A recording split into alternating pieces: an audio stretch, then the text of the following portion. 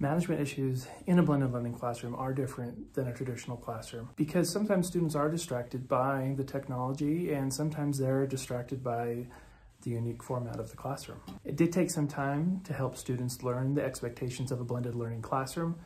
I did have to reinforce certain behaviors like when it is appropriate to open a Chromebook and when it's not. Students quickly learned that if they wanted to participate in the blended learning classroom, which they usually saw was a more interesting and engaging classroom, that they needed to follow those expectations.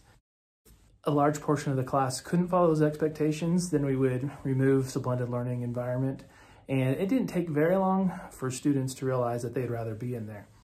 I really wanted students to participate and to be able to take part of this blended learning environment, so I created a cool-off zone of sorts. And so I put a couple of tables close to my desk and further away from other students.